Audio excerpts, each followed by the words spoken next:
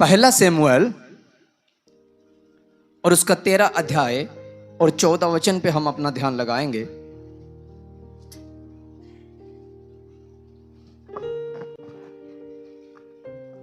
Hallelujah.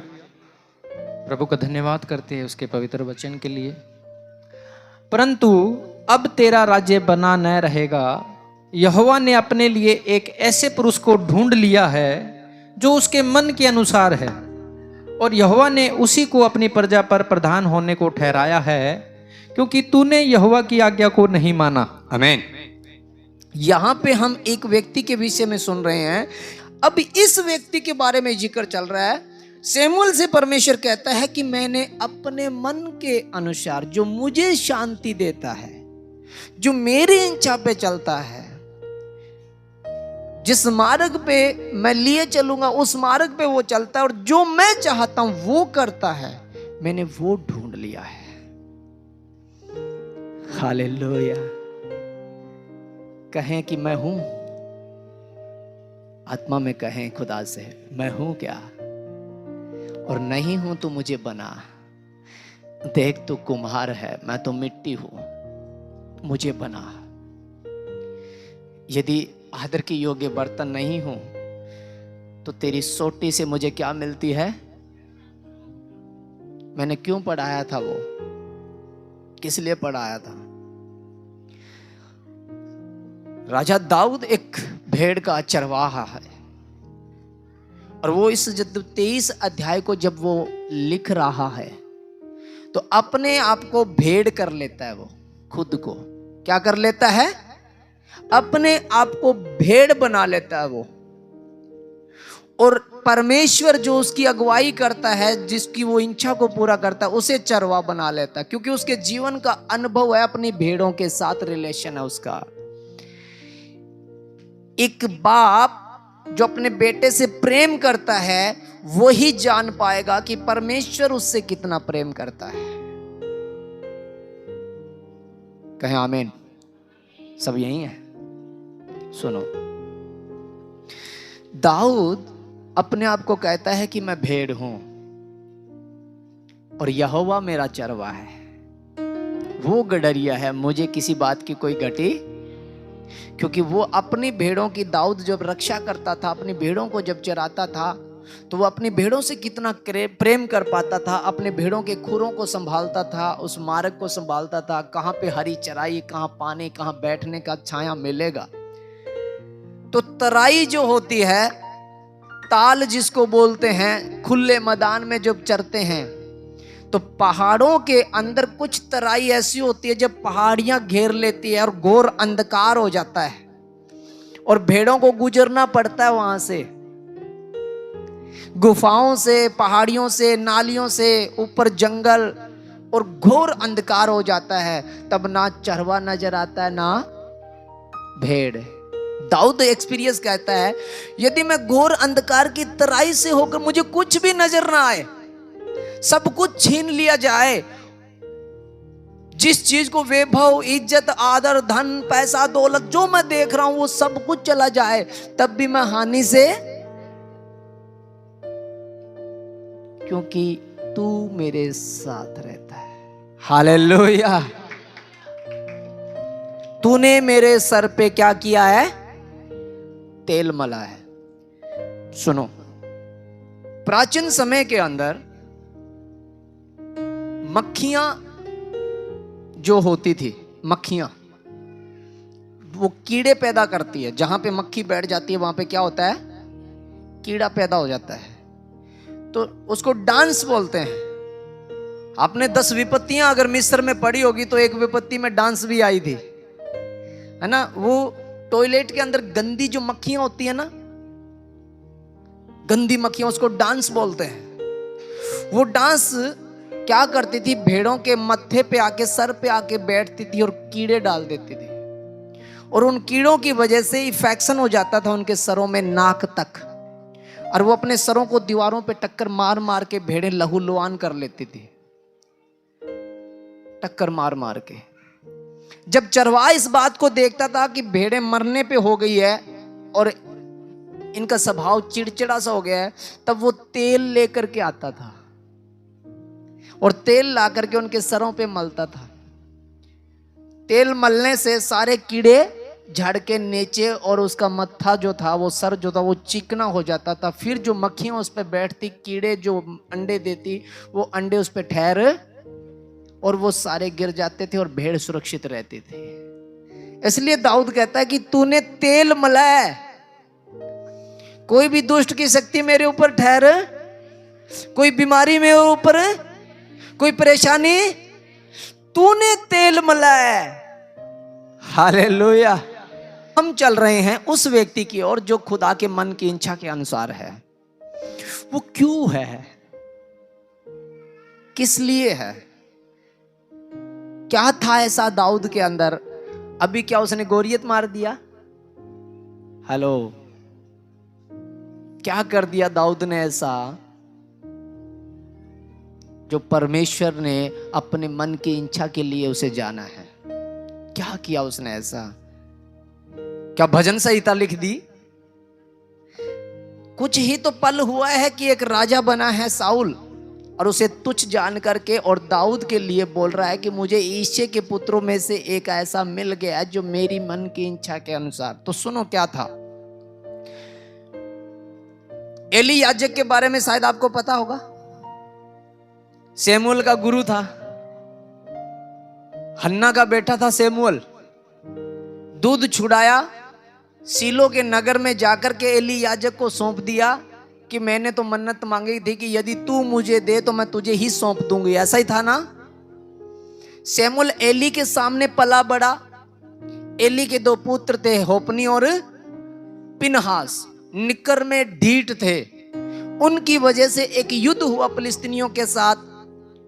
वाचा का संदूक सीलो से उठाया, आराधनालय से लेकर के चले गए, युद्ध लड़ा, फिलिस्तीनियों ने उसे मारा और वाचा का संदूक क्या कर लिया? छीन लिया और वो मारे गए। एली भी मारा गया। 3 महीने के लगभग कुछ समय के बाद में फिलिस्तीनियों के अंदर हाहाकार मच गया। वाचा का संदूक कोई काम नहीं आया। जैसे मेरी कोई चश्मा ले जाए तो काम ना आए, क्योंकि वो तो मेरी ही लगती है, वो तो मेरी आंखों के लिए है, किसी के काम क्यों आएगी? जब उनके वो काम न आया, उपासना की विधि नहीं थी, उनका जीवन नहीं था, वो चुने हुए लोग नहीं थे, वापस दे के चले गए। जब वो वापस दे करके गए तो ऐसे गड़बड़ी मच गई, ये रखा कहां जाए। एक वचन निकाले हम, 1 शमूएल 7 अध्याय और 1 वचन।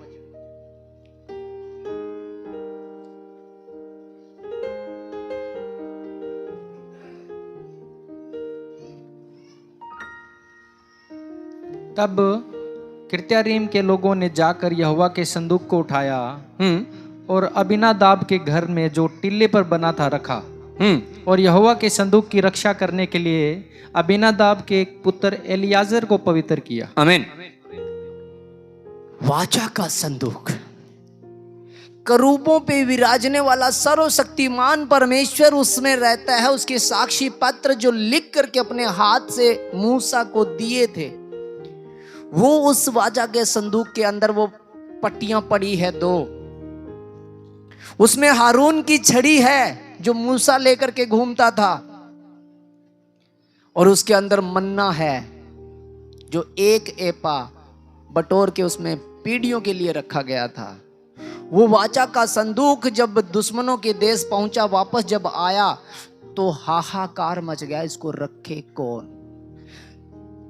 तो एक व्यक्ति को चुना गया, अबीनादाब के पुत्र एलियाजर को रख दिया, और अबीनादाब के किर्त्यारीम के घर में, नगर में, अबीनादाब के घर के अंदर उसके पुत्र एलियाजर की रख रखाव में उसे रख दिया और दौड़ चला गया।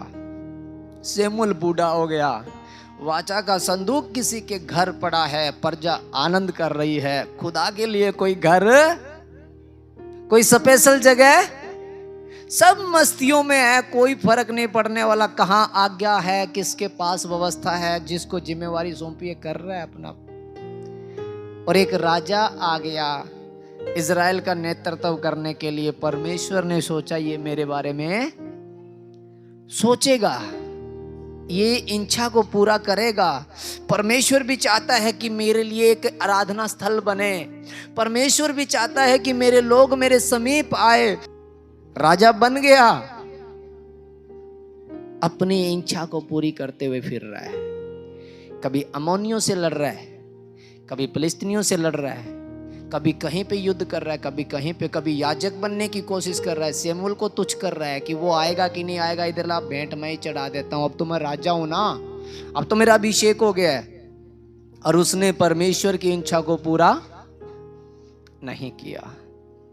तब परमेश्वर ने देखा कि ये वो नहीं है जो मैं चाहता हूं, और उसने एक ऐसे व्यक्ति पे निगाहें डाली जो छोटा बच्चा भेड़ों को चराता है और उनकी रक्षा करता है। कभी भेड़िए से बचाता है, कभी सर पे तेल मलता है, कीड़े नहीं लगने देता, कभी वो दूध पिलाने हारियों को आराम से लिए चलता है, तराइयों में लेकर के जाता है। उसके भाई फौज में हैं, उसके भाई तो राजाओं के घर में बैठते हैं, और दाऊद उन बातों को गौर भी नहीं करता। वो अपनी भेड़ों में आनंद कर रहा है, मस्तियां ले रहा है। एक भाई मंत्री है तो दूसरा खेत में आनंद कर रहा है। उसे कोई फर्क नहीं पड़ने वाला कौन सी राजनीति क्या है क्या नहीं। ऐसे दाऊद के जीवन को जब परमेश्वर ने देखा और कहा कि अगर ये भेड़ अच्छे से चरा सकता है तो राज्य भी अच्छे से चला सकता है, ये मेरी इच्छा को पूरा करेगा।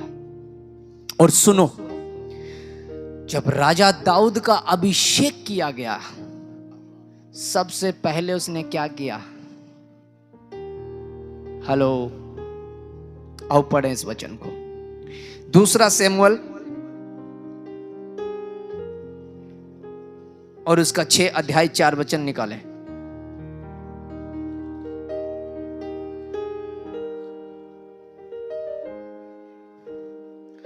और उन्होंने उसको परमेश्वर के संदूक समेत टिल्ले पर रहने वाले अबीनादाब के घर से बाहर निकाला। आमीन। क्या किया? सबसे पहले किसी के घर में परमेश्वर का संदूक पड़ा है, 20-25 साल हो गए हैं, और दाऊद का फोकस सीधा गया कि जिसने मेरा अभिषेक किया है उसकी वाचा का संदूक कहां है। Hallelujah, hallelujah. जिसने मुझे चरवाह से राजा बनाया है उसकी वाचा का संदूक कहां है? वो मेरे नगर में क्यों नहीं है? और वहां से क्या किया? निकाला। और आगे पढ़े। आहो संदूक के आगे आगे चला, संदूक के आगे आगे चला, और दाऊद और इजराइल का समस्त घराना यहोवा के आगे सनोवर की लकड़ी के बने हुए सब प्रकार के बाजे और वीणा और सारंगियां, डफ डमरू, झांझ बजाते रहे। अब अबीनादाब के घर से एलियाजर से लेकर के वाचा का संदूक दाऊदपुर की ओर आ रहा है। आराधना, स्तुति, डफ, वीणा, बजली बजते चले आ रहे हैं, पर उनको कदर नहीं थी। स्तुति आराधना तो कर रहे हैं, वाचा का संदूक भी है, पर कदर व्यवस्था सही, जिस बैल को उन्होंने जोड़ रखा था वह ठोकर खा गया। और जैसे वाचा का संदूक गिरने लगा तो उस व्यक्ति ने हाथ लगा दिया उस पे जो परमेश्वर के समीप जा नहीं सकता। उन्होंने एक व्यक्ति को जो चुना हुआ था, जो पवित्र किया हुआ था, उस व्यक्ति को जिम्मेवारी सौंप रखी थी वाचा के संदूक की, वहां पे वो नहीं था, इग्नोर कर दिया। और जैसे ठोकर लगी, यहां पे पढ़े इस वचन को, हम पढ़ें 6 वचन से पढ़ें। जब वे नाकोन के खलियान तक आए तब उज्जा ने अपना हाथ परमेश्वर के संदूक की ओर बढ़ाकर उसे थाम लिया, क्योंकि बैलों ने ठोकर खाई। हाँ, 7 पढ़ें। तब यहोवा का कोप उज्जा पर भड़क उठा और परमेश्वर ने उसके दोष के कारण उसको वहां ऐसा मारा कि वह वहां परमेश्वर के संदूक के पास मर गया। और दाऊद के ऊपर क्या आ गया फिर? तब दाऊद अप्रसन्न हुआ, इसलिए कि यहोवा उज्जा पर टूट पड़ा था और उसने उस स्थान का नाम पेरेस उज्जा रखा। यह नाम आज के दिन तक वर्तमान है। और उस दिन दाऊद यहोवा से डरकर कहने लगा, यहोवा का संदूक मेरे यहाँ क्यों कर आए? क्यों कर आए, कैसे आए? सुनो, जब हमारी व्यवस्था सही ना हो, आराधना सही ना हो, जब परमेश्वर की जैसी उपासना करनी चाहिए वैसी ना हो, हम अपने जीवन में संसारिक आनंद, संसारिक खुशियों में तो सब ठीक चल रहा है, परमेश्वर के प्रति गंभीरता नहीं है, जो समय उसे चाहिए हम नहीं दे रहे हैं, जो हक उसे चाहिए हम नहीं दे रहे, अनुचित रीति के साथ हमने स्टेपनी बना रखा है। वाचा का संदूक तो लेकर के आ रहे हैं, पर उसके लिए कोई ऐसी व्यवस्था नहीं है जो उसकी सेवा को कर सके। जिसने चाहा उसने हाथ लगा दिया, गिरा वही मरा। बाइबल में लिखा है कि मैं पवित्र हूं, तुम भी। अपवित्रता खुदा के समीप कभी नहीं आ सकती। सुनो ध्यान से, इस विषय पे भी आएंगे, पर यहां पे दाऊद डर गया। तो ये वाचा का संदूक तो मेरे यहां पे कैसे आए? और उसने वहीं से ही फोड़ दिया, उसको किसी और के घर में रख दिया। जब किसी और के घर में रखा, और जिसके घर में रखा उसने खुशी माने कि शुक्र है खुदा तेरा आगमन मेरे घर पे हुआ, और उसने उसकी उपासना की। उस वाचा के संदूक के सामने उसने नमस्तक हुआ।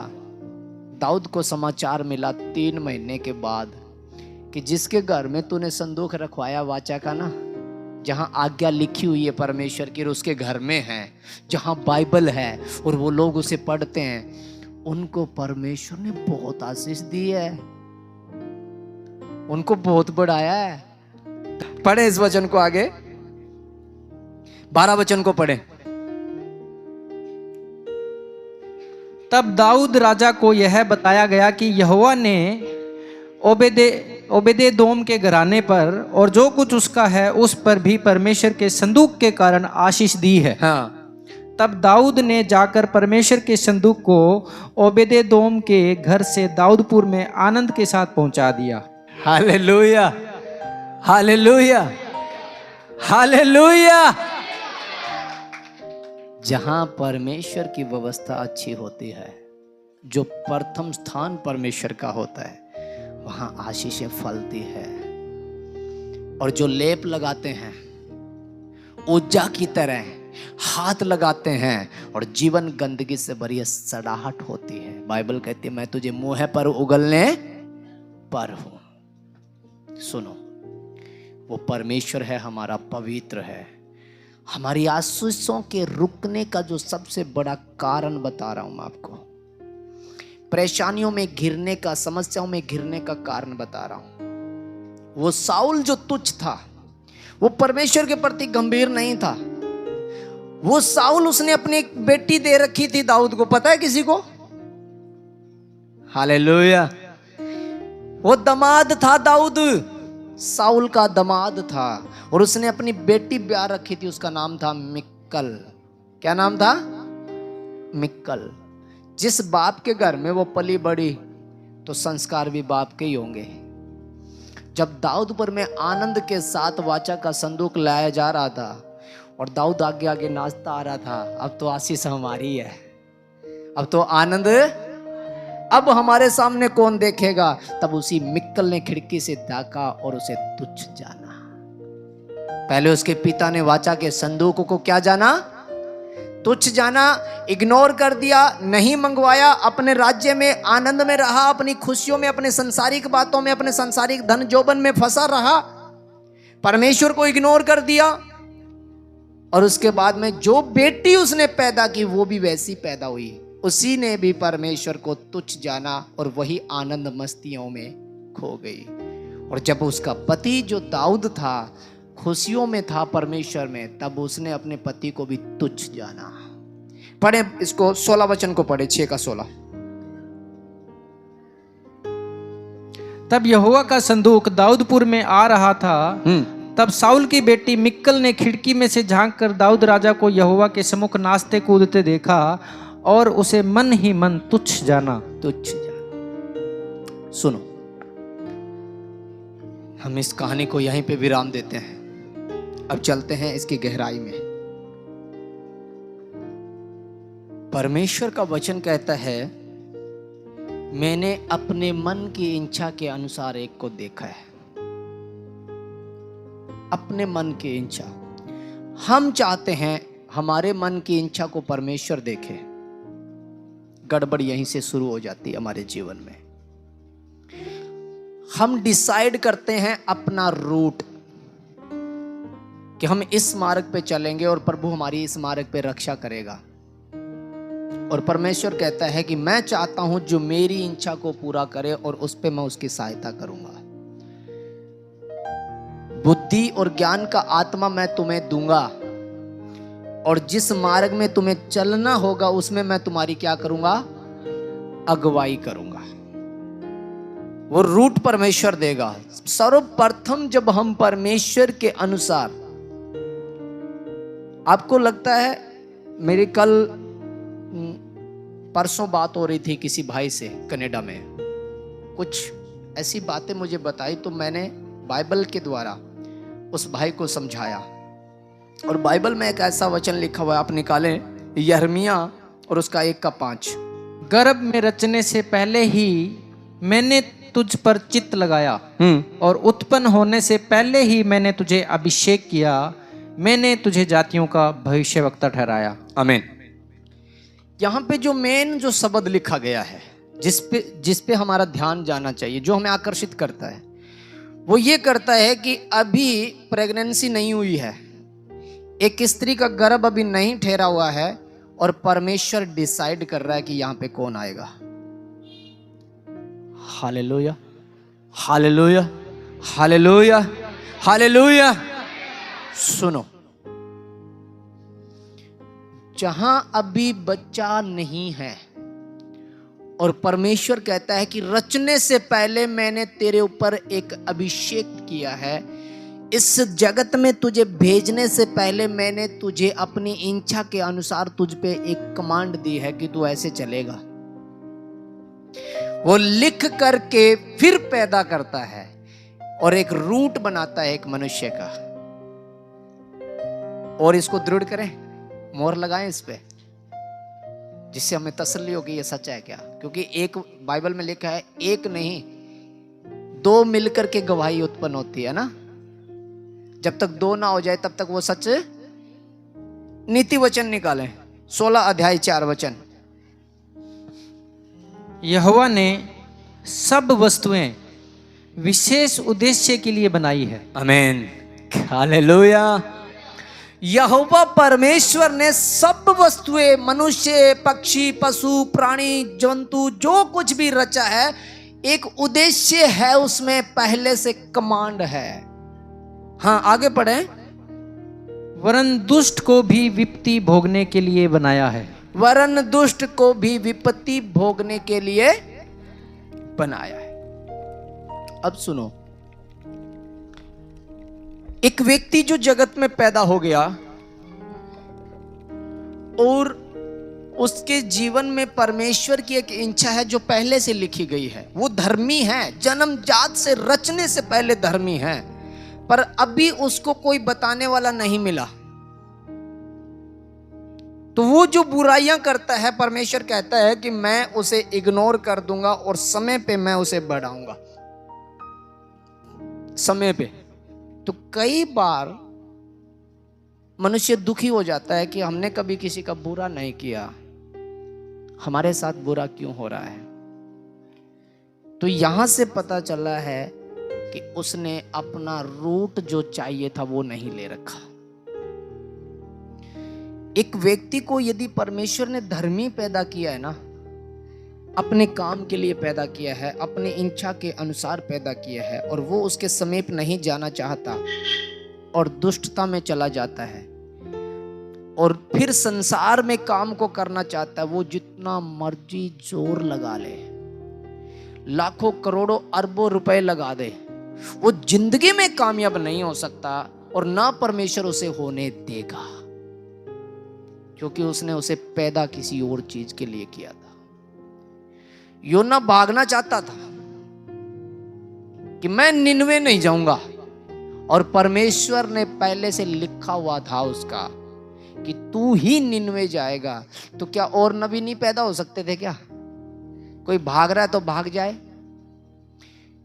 योना नबी भाग गया था। योना वहां से क्या हो गया था? भाग गया था। मच्छ के पेट से निकाला वापस 3 दिन के बाद, और अपना काम करवाया उससे। और जो उसको नहीं मानता और जो उसकी इच्छा को नहीं जानना चाहता, वो सड़ जाएगा, खत्म हो जाएगा। जैसे कि इस जैतून को काट दे, इसको खत्म कर दे, इसकी टहनी को, उसके जीवन को समाप्त कर दे, मैं नए सिरे से इसके वंश में निकालूंगा। शायद मेरे दादाजी को अपनी इच्छा के अनुसार उसने बनाया हो और ना चला हो, सड़ाहट में जीवन चला गया, तो मेरे बाप को उठाया नई पत्ती, उसी जड़ से, उसी लहू से। ऐसे परमेश्वर दुष्टता के जो लोग होते हैं ना, दुष्टता के, यहां लिखा गया है कि दुष्ट को भी उसने विपत्ति भोगने के लिए पैदा किया गया है। दुष्ट को भी, जो दुष्टता के लोग होते हैं वो पैदा ही विपत्ति के भोगने के लिए होते हैं। कई बार हमें लगता है कि जो बुराई करते हैं उनके काम सफल होते हैं, और जो भलाई करते हैं वो दुखों में अपने जीवन को व्यतीत करते हैं, ऐसा लगता है। पर सुनो, जिसको परमेश्वर ने धर्मी होने के लिए बुलाया हो और वह जीवन निकर्मा जी रहा हो और लेप लगा रखा हो, और वो वैसे नहीं जी रहा जैसा परमेश्वर चाहता है, वो दुखों में रहेगा। याद रखना, उसकी दुआ कभी नहीं सुनी जाएगी, कभी नहीं सुनी जाएगी। जब तक वो सही पोजीशन पे ना आ जाए, तब तक उसका रूट नहीं बनेगा जहां से उसे आशीष मिलनी है। यदि वो पैदा परमेश्वर के राज्य के लिए हुआ है और वो चल किसी और मार्ग पे रहा है, वो जितना मर्जी जोर लगा ले, उसके जीवन से दुख नहीं जाएंगे। कहीं भी चला जाए, कहीं भी, और जैसे ही वो घुटने पे आकर के अंगीकार करेगा, वो 300 रुपये मजदूरी वाला भी आनंद करेगा, और हर रोज 30,000 कमाने वाले के घर में क्लेश देखा जाएगा। ये मेरे जीवन का एक्सपीरियंस है, और जो बाइबल ने मुझे सिखाया, वो जब एक को पैदा ही अपने महिमा के लिए, जब एक को पैदा अपने काम के, अपने राज्य के लिए किया हो, और यदि वो उसे इनकार करता है, उसकी इच्छा को पूरा नहीं करना चाहता, तो परमेश्वर उसे तुच्छ करता है, साउल बनाता है उसे, और भागना पड़ता है उसे, दर दर भागना पड़ता, और छिपता है, वो छिपता रहता है। और जिसको वो अपनी इच्छा के अनुसार चुनता है, उसको मजबूत करता है, उसकी परीक्षा होती है। हेलो, सब यही है। दाऊद का अभिषेक किया गया किसके लिए पता है? इज़राइल का राजा बनने के लिए। जब शमूएल ने अपना सींग भरा तेल में, जो सींग होता है ना, उसे नरसिंगा बोलते हैं। आपने देखा होगा कि जो हिरन होती है उसके लंबे लंबे सींग होते हैं, पूरे लंबे लंबे। वो जब हिरन मर जाती है तो उसके सींगों, वो थोथे होते हैं अंदर से, उसको तुर्री बनाई जाती है। हम भजन गाते हैं ना, आखिरी नरसिंगा, ये नरसिंगा वही होता है। और इसमें जगह बनी होती है, तो आगे जो उसकी बिल्कुल पतली नली होती है, उसमें से तेल उंडेला जाता है ऊपर से भर के, अभिषेक करने के लिए, ऐसे सर के ऊपर।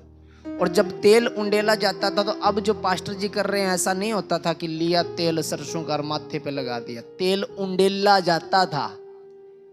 दाऊद कहता है, यह तो मेरे लिए उस तेल के समान है जो हारून के सर पे उंडेला गया और उसकी दाढ़ी से बहते हुए वस्त्र की कोर तक पहुंच गया। जब उंडेला जाता था तो वो तर हो जाता था, बिल्कुल नीचे तक भीगता था उस तेल से। उसको बोलते थे अभिषेक, चमकता हुआ। अभिषेक का जो दूसरा नाम है उसको बोलते हैं क्या? मस्सा। और मस्से को बोलते हैं तेल से चमकना, तेल को मलना। मस्से का मतलब ये होता है हिब्रू भाषा के अंदर। जब राजा दाऊद का अभिषेक किया गया तो वो राजा होने के लिए किया गया था, ना कि भागने के लिए, छिपने के लिए।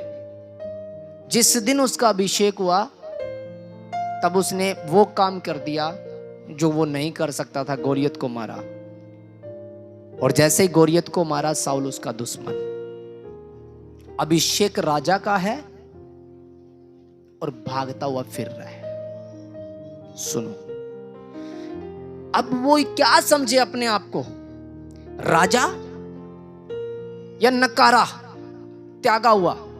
इससे अच्छा तो पहले ही था जब उसका अभिषेक नहीं हुआ था। कम से कम दुश्मन तो नहीं था कोई।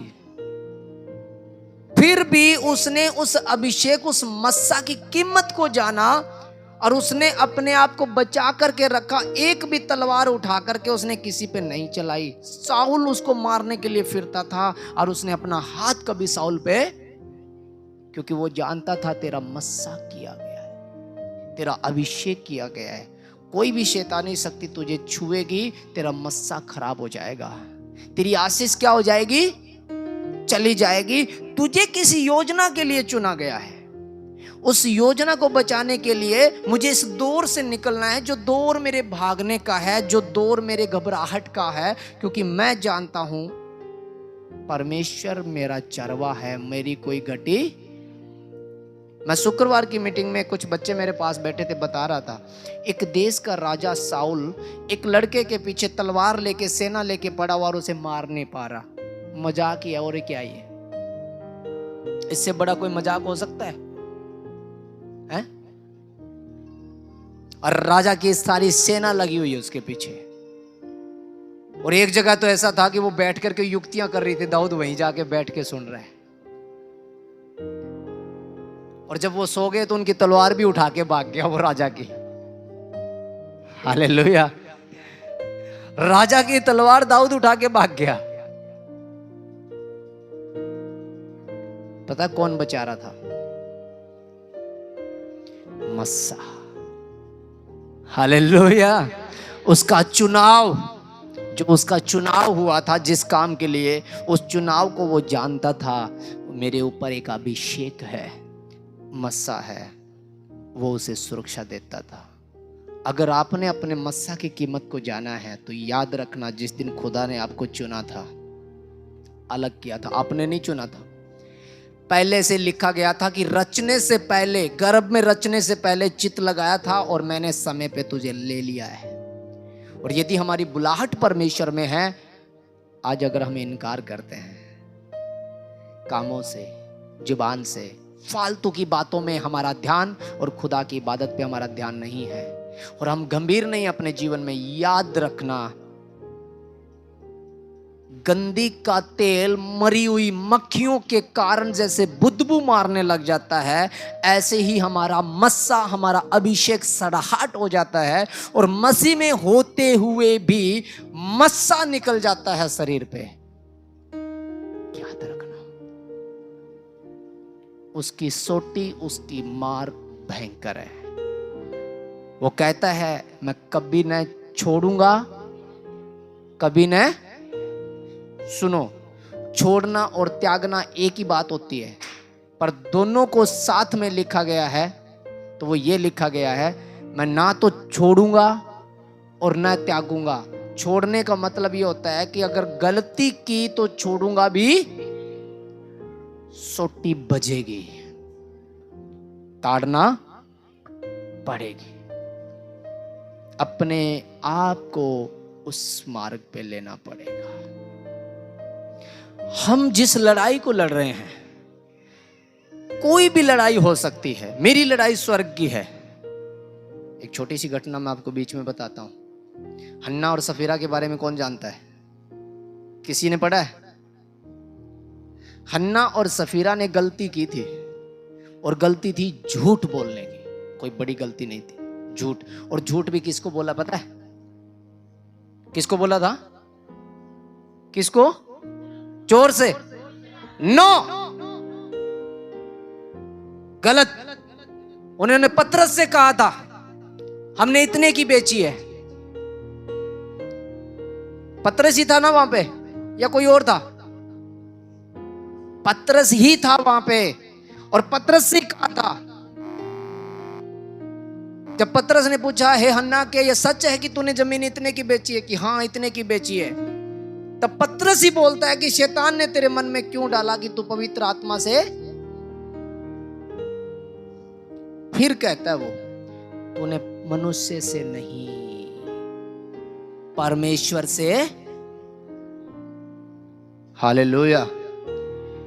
वो अपने बारे में कहता है कि तूने मुझे नहीं बोला, मैं जो खड़ा हूं मैं नहीं हूं, मैं जो बोल रहा हूं मैं नहीं। तूने मुझे नहीं बोला, तूने मुझे तुच्छ नहीं किया, तू मेरे साथ बात नहीं कर रहा, तू जो मेरी आज्ञा को नहीं मान रहा, परमेश्वर की नहीं मान रहा। समझ में आई है? गंभीर हो जाना इस बात को। मैं नहीं हूं, मैं पौलुस नहीं हूं। हाँ इतना जानता हूं, खुदा में डर के उसकी आवाज तो हूं। मैं कोई गलती कर सकता हूं, ताड़ना उसकी होगी। मेरे विष कर खाए, धोखे में आ जाओगे, बहुत धोखे में। सेवा के मामले में अपनी गंभीरता अगर कोई नहीं दिखाता, चाहे वो मेरा भाई मेरा बेटा भी क्यों ना है। साउल मर्डर पे आ गया था अपने बेटे के। परमेश्वर ना हमारे मन को देखेगा, ना हमारे तन को देखेगा, ना हमारे धन को देखेगा। परमेश्वर देखेगा कि उसकी इच्छा पे कौन चल रहा है। वो जांचता है, वो मनों को क्या करता है? जांचता है, हृदय को परखता है। हमारे अंदर क्या चल रहा है, हम उसके प्रति गंभीरता कैसी है। हमें यहां बुलाने में किसका हाथ है? मनुष्य का या परमेश्वर का चुनाव है? अब्राहम को परमेश्वर ने बुलाया, परमेश्वर ने अब्राहम को बुलाया, ना कि अब्राहम ने परमेश्वर को। परमेश्वर ने अब्राहम को बुलाया और कहा कि तुझसे एक जाति बनाऊंगा, तुझसे एक प्रजा बनाऊंगा जो मेरा निज धन होगा, पर्सनली मेरा धन होगा। वो मेरे लोग होंगे और मैं उनका। सुनो इस व्यवस्था को ध्यान से। उसने हमारा चुनाव किया है निज प्रजा के लिए, निज धन के लिए चुनाव किया है। और यदि हमने चुनाव को तुच्छ जाना है तो हम जो इच्छा लेकर के आए हैं, किसी के पास नौकरी की है, जिस इच्छा से हम आए हैं परमेश्वर वो देना चाहता है। सुनो, एक भी नहीं खाली जाएगा, मैं गारंटी के साथ कहता हूं। सुनो पहले ध्यान से, सबके लिए उसके घर में भरपूरी है, सबके लिए। बाइबल में क्लियर लिखा हुआ है कि तुम उड़ते वाले पक्षियों को देखो, न बोते हैं न काटते हैं, फिर भी स्वर्गीय पिता उन्हें खाने को देता है।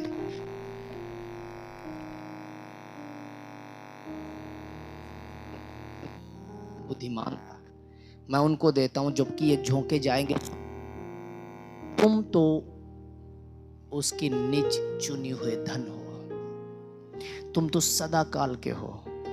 उसके घर में भरपूरी है, उसके घर में सबके लिए आशीषें हैं। पर वो ये चाहता है, जिस काम के लिए आए हो, जिस लड़ाई को तुम लड़ रहे हो, पहले उस लड़ाई के लिए तैयार हो जाओ। परमेश्वर आपसे एक इच्छा रखता है। बाइबल में लिखा है कि वो चाहता है कि तुम पवित्र बनो, क्योंकि वो चाहता है कि तुम उसकी इच्छा को पूरा करो, क्योंकि वो तुम में रह करके काम करना चाहता है। वो चाहता है कि तुम उसके नाम को तुच्छ न जानो, तुम ज्योति बन के चमको। हम प्रचार नहीं कर रहे, शर्मा रहे हम, शर्मिंदगी हो रही है, डर लग रहा हमें बदनामी से। हमने खुदा को छुपा के रखा हुआ है, जबकि लिखा गया है कि जो कोठरियों में है उसे छत पे बोलो, छत पे बोलो, बुलंद आवाज के साथ कहो। लोग विरोध कर रहे हैं, करने दो, तुम अपना काम करो। वो तुझसे लड़ेंगे तो सही, पर तुझ पे प्रबल नहीं होंगे। अगर आज मैं जिस काम के लिए आया, मैं चाहता हूं कि मेरे बेटे को नौकरी मिल जाए, और जबकि मेरा जीवन प्रार्थना का नहीं है, मैं ना शाम को प्रार्थना करता हूं ना सुबह को प्रार्थना करता हूं, हर संडे संगति में आने से मैं डरता हूं, गालियां मेरे मुख से निकलती है, शराब मैं पीता हूं, बीड़ी मैं पीता हूं, और मैं परमेश्वर को गंभीरता से पहले ही नहीं जानता जब मुझे नौकरी की जरूरत है। इग्नोर तो मैं अभी करता हूं जबकि मुझे नौकरी की जरूरत है। यदि मिल गई तो मैं कैसे जाऊंगा उसके पास? कभी नहीं जाऊंगा, इसलिए नहीं मिलेगी, इसलिए लड़ाई जारी रहेगी और जीवते जी रहेगी। मैं चंगाई पाना चाहता हूं और मेरी लड़ाई है चंगाई पाने की, और प्रार्थना का जीवन नहीं है, प्रथम स्थान नहीं है, और खुदा के हक को मारता हूं, उसके घर की तरफ नहीं देखता। राजा तो बन गया है, पर मतलब नहीं है उसका संदूक कहाँ है, मतलब नहीं है उसके घर में क्या क्या है, क्या कमी है। धन्यवाद यीशु। चलो सब खड़े हो जाएं। धन्यवाद।